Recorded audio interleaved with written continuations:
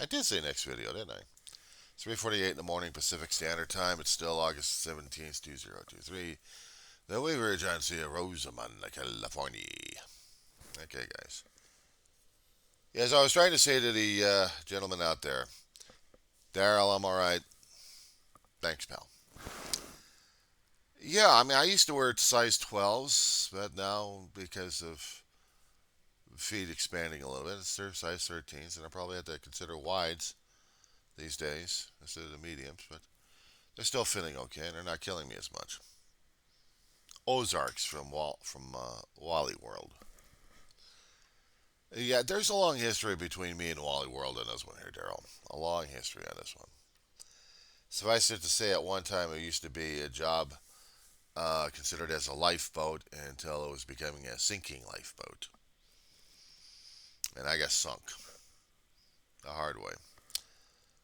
So I shop when I can through online, but I hadn't set foot in the store in a hell of a long while on that one. Ooh, do we really need to open up Pandora's box on this one? Videos a long time ago talking about what the hell happened with this particular place. I'm trying to stay the hell away from politics right now, even though I'm seeing some of the people talking about the same damn thing over and over and over again. And it's getting to me. As much as I like political science and history and stuff like that, these guys are getting to me. And the zeros and ones are getting to me at this point over here. I say that because the marketing algorithm still has me locked in regarding grieving on the Facebook side, and then on YouTube it's the chaos and confusion of political science at its worst. Political pundits pulling up other stuff that we have to be responded to and we have to overreact to. Ah, that drives me nuts, I swear. Especially I turn on the regular corporate news and what do I hear? More political corporate garbage at this point over here. People doing the finger pointing at each other. Well, he's not doing this. He's not doing that. He's not. He's not. She's not. I'm like, give me a frickin' break, damn it. I got enough issues right now on my plate. And my issues this morning is dealing with an essay that has to be done by Monday. Okay, no problem. And mathematical stuff that has to be done before Monday. Okay, no problem. I say that because when I take two classes at a time and I'm looking at the homework assignments, like, okay, it gives me a little bit of time to get my head wired around the stuff, which I finally found got the homework assignment. So now I got a few days to work on the damn thing. I just got to figure out how to work the damn thing in the first place. Writing to me was almost like breathing at the time, except when I'm away from it too long, you forget and you suffocate. A host organism has to breathe, has to aspirate, has to get in the oxygen and breathe out the crap out of your system. In writing, you breathe in the material and you come out with either garbage or you come out with something readable, understandable, legible. So it's not like a 5,000 page essay I got to do or a 5,000 word essay. No, it's a short vignette, whatever the hell it's called. Someone else's writing style, and I'm talking of stuff. Okay, fine. And the other one was just dealing with stuff I already came across and drove me crazy in critical thinking of philosophy. No, philosophy of critical thinking. That was it. It drove me crazy because how to think of this particular form of logic was escaping me left and right. I got two professors doing the same damn head game on us. And I'm thinking, why am I here?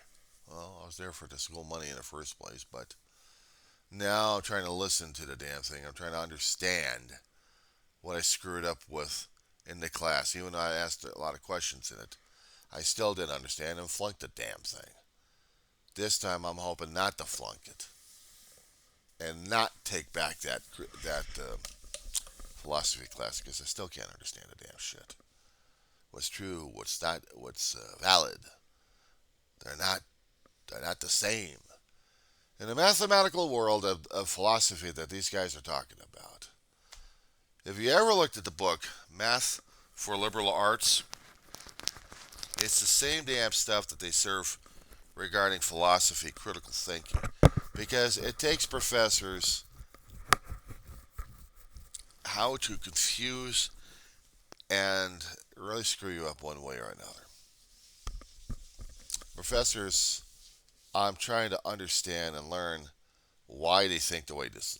There's one particular professor who claims that he's a numbers expert, and the class we got is supposed to help us out with thinking of logic, and it's supposed to be for liberal arts in the college world. It's not applicable in the real world. I'm sorry to say, accounting would have been more efficient. Accounting would have driven me nuts, but at least I know the numbers would drive me nuts and in the process and how to figure things out. And I'm working on that, the mini accounting work, just with my own finances. Maybe that would have been a hell of a lot better for me to train my brain. Is trying to wrap around these weird ass logical routines that they're trying to put me through. It's the same damn shit I went through a few years back. And I flunked it with good reason. Because the logic was escaping me. They've got certain statements out there that'll drive you crazy. So they keep throwing the same one out here, and I keep throwing her right back. And the more I keep understanding this damn thing, the more conflicting and confusing the damn thing is. So I'm not quite sure. All men, okay, try this one. All men are mortal. The argument for number one. Or premise, they said. Number two, Socrates is a man. The conclusion to this is Socrates is mortal. Make sense?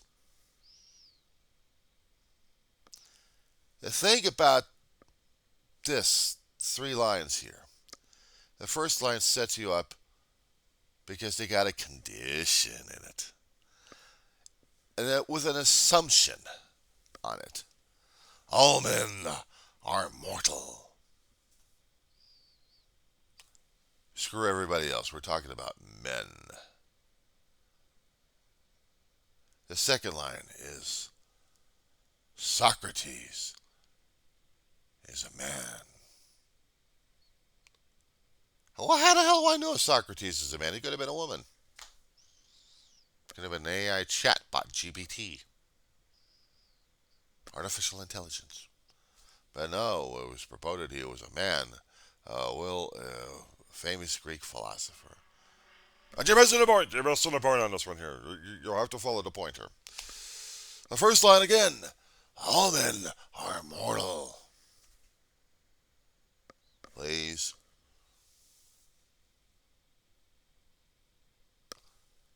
And the second line.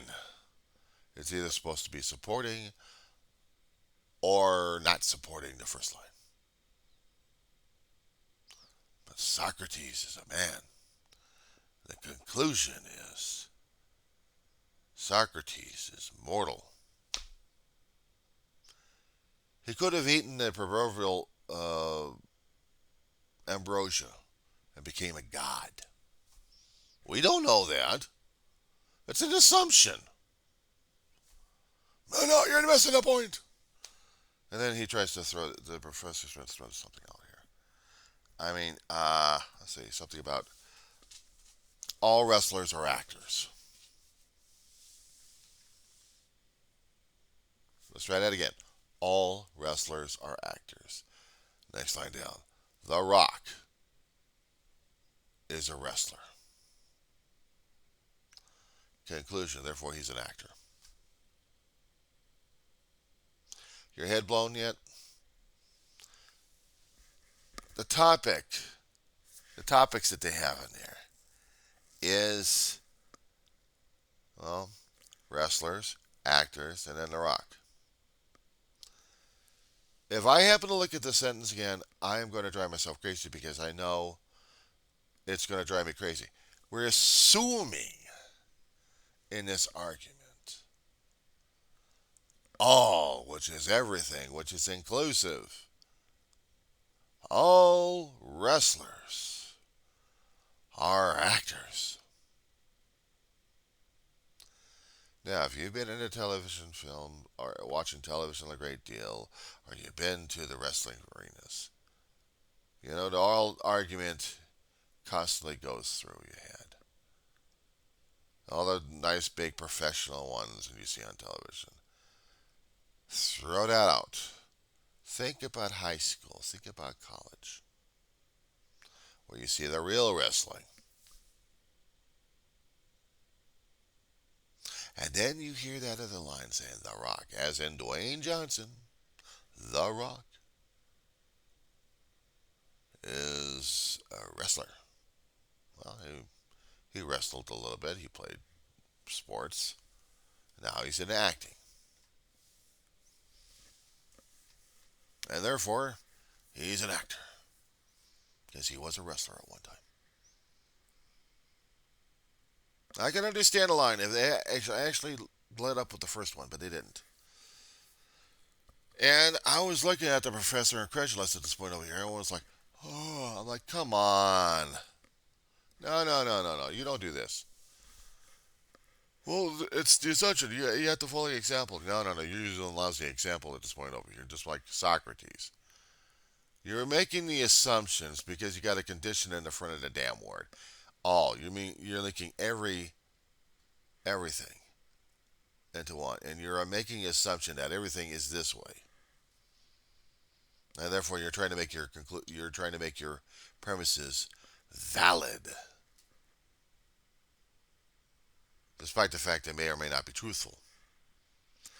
There's the rub I've got a problem with. What's truth and what's validity and what's valid.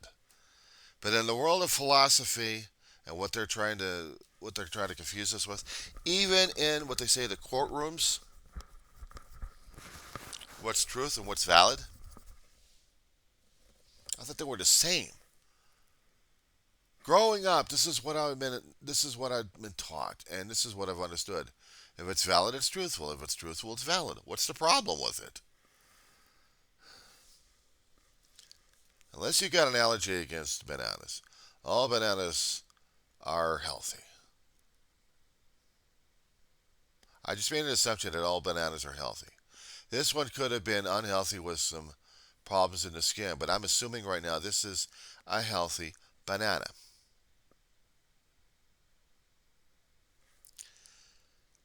The second line on that one would be banana is a fruit. Therefore, the banana is a fruit. Or something like that. I don't know. Fuck. I'll get back to the Rock on that one. Because that was the one that was really driving me crazy at this point. And I'm thinking to myself, no, because now you're linking in professional wrestlers with the amateurs, with the Olympics. You're linking in a lot of things into an assumption here. And I was trying to argue with the professor on this one. You're not getting it. I said, no, you're not getting it at this point over here. See, I'm looking at specifics at this point. You're making an assumption at this point regarding an item. All wrestlers are actors. Are you telling me that high school wrestlers and collegiate wrestlers and Olympic wrestlers are all actors? But you put in the second line of a known entity, and therefore you make the conclusion that he is an actor. Or he's a former wrestler now, he's an actor. Okay, fine. But it doesn't support the first one. But I say, well, it's not valid. That's the thing I kept arguing with the professor on this one. I say, you're trying to make the assumptions left and right. There's a condition on the damn thing. Now, if you said some, I could agree with that. But you put the condition of saying all. You're lumping in everybody.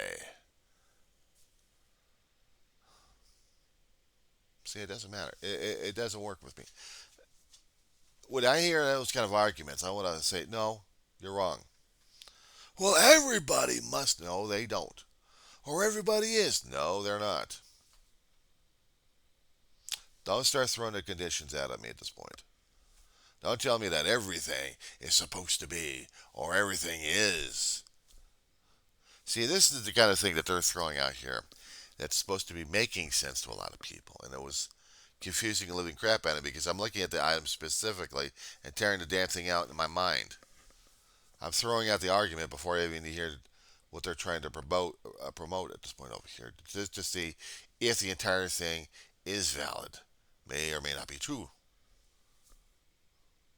But for them, this is what the philosophy thinking is.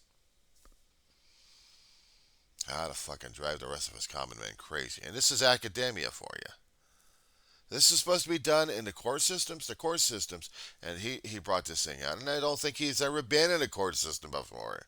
I don't think he understands it. In the court system, there isn't validity. There is truth. There is facts. Facts is staring in front of your face. But here's the thing. How's the fact going to be interpreted? Critical thinking, we have to make interpretations and assumptions of a lot of things. Just to see if something is true and valid. And I did this thing. I've been in this philosophy class before. So this is not mathematics and philosophy for liberal arts. This is philosophy for students going through liberal arts. But they call it mathematics. Mathematics, as we understood it, is calculations. A constant calculation in our head of formulas and of theories and God knows what else. But we deal with numbers on a constant basis. How much money you got left in your pocket is going to determine if you're going to be lasting that damn thing for a long period of time or a short period of time, depending on the decisions made. For example, how much money would I have in the coin jar? If I keep finding money off the ground or other sufficient coins, I'm going to fill that up. Mathematics in there. Finances. Accounting. But you're going to start convincing me and telling me about certain items that actually make sense. This is the thinking for liberal arts these days. I am not going into critical thinking for anything else because they want us to think critically. They want us to tear apart things logically. And the thing is, I deal with common sense. I deal with the things I know about. And what I understand is to be true and valid. Now, give me in a statement like, let's see, the earth is flat.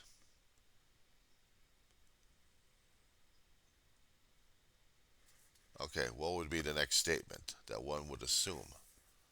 Okay, oh, I'm gonna be having a brainstorm in this one here. I'm just trying to brainstorm it here. Okay,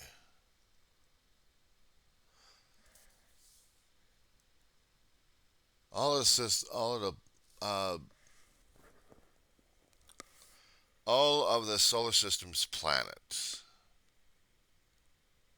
Now, all of the solar system has planets. The Earth is flat, therefore, the planets are flat. Doesn't sound right, does it?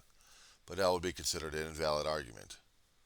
We're considering the planets are all flat, but we see them as round. Therefore, the argument's invalid. Or would it be valid? The solar system consists of planets. All of the solar system consists of its planets. Something along those lines, I'm trying to think of what's going to be a valid and true argument at this point over here. And my brain is like, I can't deal with this. I can't understand here. But this is something I got to pass. This is something I got to demonstrate I've got working knowledge on. Gets even worse. We have diagrams in the book that we have to match up. And the diagrams will talk about certain conditions or certain things happening that all professors wear glasses. Einstein wore glasses, therefore Einstein was a professor. They actually used this example in the class. And I'm thinking, Not all professors wear glasses. You're making an assumption again. You're assuming also that Einstein was a professor because he wore glasses, is the conclusion. Einstein wore glasses, therefore he's a professor.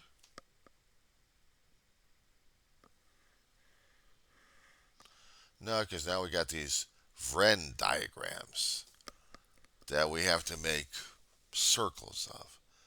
If a circle is going to fit into a thing or not. And I kept thinking to myself, you guys are crazy. Then he throws out the name Bill Gates. Bill Gates, really? The assumption in this one, all homeless people are unemployed. Bill Gates is not unemployed. Therefore, Bill Gates is homeless. He threw that out. But instead of trying to make an argument a little bit valid at this point over here, or invalid, he wants the Venn diagram. Yeah, I know it's something you come across in the academia on this one here. But in a certain circles, how does it work?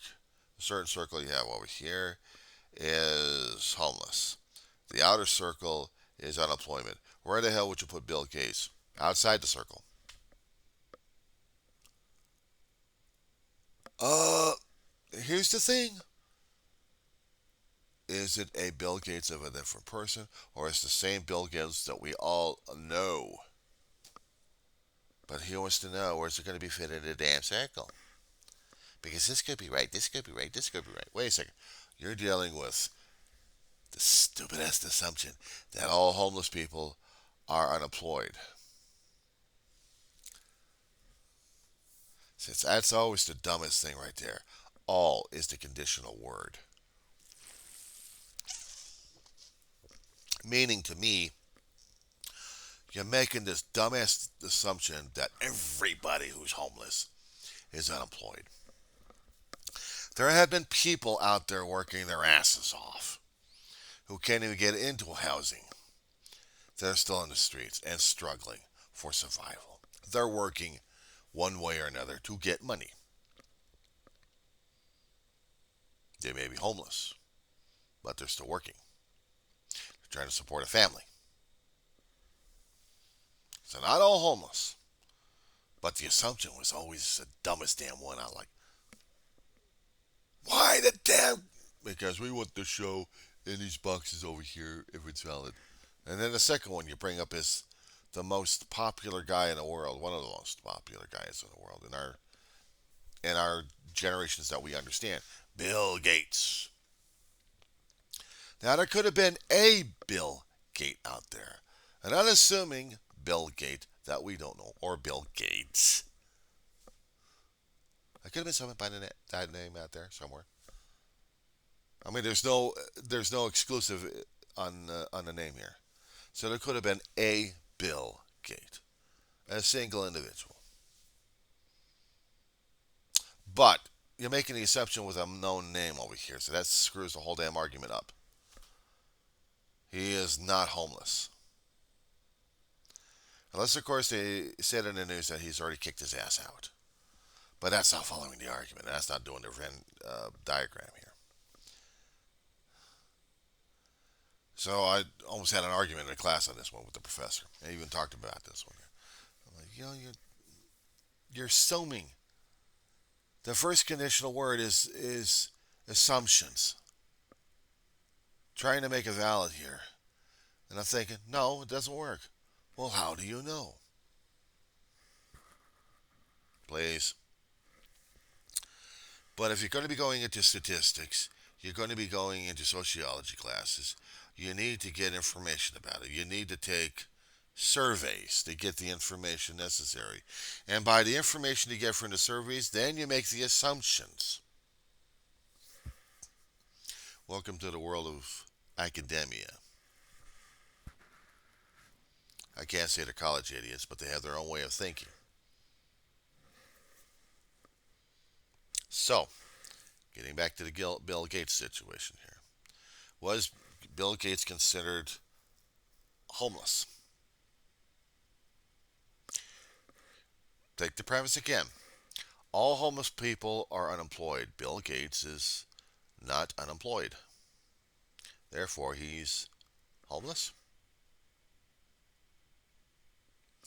But in this kind of box situation with the circles on it, where does this guy place?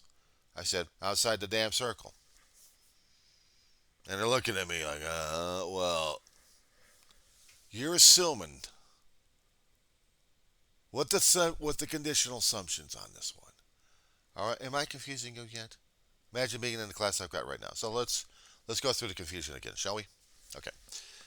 We're assuming that this particular Bill Gates, who may or may not be the one that we keep thinking about all the damn time,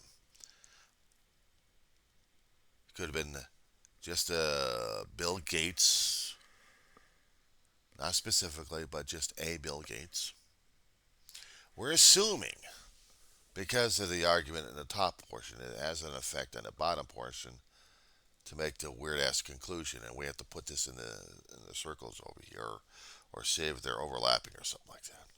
These are the kind of logical questions I've got to start going through the book on. I just got it this week, so now I got to tear open the box, look at the examples we're going through in the logic chapter, and see how much my brain cells are going to be lasting in this damn thing. He said, well, it could have been this, and it could have been that, and it could have been this. And I'm thinking, no, he's outside the box. Well, I don't get it. He's not unemployed. But we're assuming the guy is homeless. Taking out the billionaire concept from the name, the stigma attached to it. It was just a Bill Gates. How do we know he's homeless? We don't. But he's not unemployed. According to the second line, they had the conditions on this one. And therefore, the conclusion is he's unemployed. Or actually, he's homeless. It's an invalid argument to me. For any other person with a common sense issue, it'll be a no-brainer, right? I mean, they would think about this damn thing like, what the hell are you learning in there? I'm learning stuff over here. It's confusing the living crap out of everybody else who's got common sense. You have to throw the damn shit out and understand where the hell the lunacy is. I want to get a degree concerning about English literature, but in order for me to do that, I got to pass certain hurdles over here, which I'm about to hurl about. Or have a conniption fit with the damn professors regarding their damn logic. Now, if you're going to be going into a course situation over here, you know the prosecuting attorney has theoretical facts. It's the defense attorney has got to turn this damn thing around and look at the material and saying, is it true? Is it not true? Then they got to go through this kind of argument inside their head and also with the client. Was it true? Was it not true? Now the defense attorney's got to make up a creative story on this one. Try to point the facts in a different way and trying to eschew you into a different way of thinking. Now, the action was, I came into the store, I stole a banana. I ate it and I walked out. I took the bill with me. Now, without cameras, without witnesses, did I actually steal the banana? And did I actually eat it and walked out? Did actually anybody see me on this one? The arguments at this point would be, yes, you walked in because we have you on record. Well, how do you have me on record? We have a camera. Uh-oh. The all-seeing eye. Now, did the eye see me go in? We saw you go in. Okay. Did you see me go out? We saw you go out. Doesn't mean I stole the banana and ate it and walked out. And where are the witnesses? No, you came in. The banana was there, and therefore you ate the banana. Well, how do you know? Old John's went in there. No, I'll see. You went in because we saw you there. You were the last person in the store. You were the last person out. And there was one banana not accounted for. Therefore, you took the banana, you ate it. How do you know? And this is where the professors will drive ourselves crazy on. Because I look in between the lines. I'm a writer. I have to look at these things. But the thing is, when you're dealing with academia logic at this point over here, it's a totally different shit altogether. I can learn about physical science.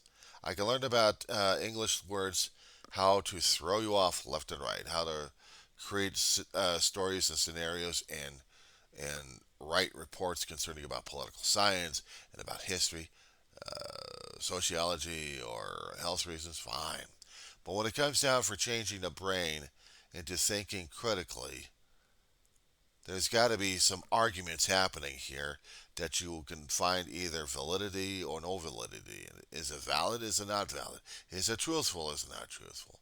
And according to what they're dealing with regarding critical thinking and philosophy, which is the equivalent to math of liberal arts, this is what we're dealing with regarding thinking. The arguments that they put up, I'm tossing out left and right because my brain doesn't work in that situation. It's not being young and being plastic. It's having too much world crap into it, understanding what truth and validity is. What's valid, what's not valid. But their world, it doesn't equate to the real world. Now, unless we're dealing with accounting, as I said before, unless we're dealing with numbers, numbers are real world because we deal with numbers on a constant basis here. We deal with numbers and calculations concerning about how to do a damn driver's logbook. I know everything's electronic, but back then they had to do it the hard way with calculators and also with paper on this one. Scary tools, but they were effective during those days. And you can make mistakes.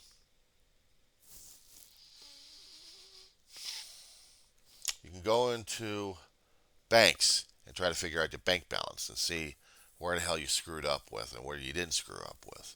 Was the deposit correct? Was it not correct? Was your accounting work done correctly or not? If you're a business, you have to depend upon every damn zeros and ones coming in, whether or not the information is accurate or not. And you have to be accountable to every damn digit just to make sure that your company is going to be winding up in the black, which is good, and the red, which isn't. Don't get me started on the damn taxes. That's an animal I don't even touch.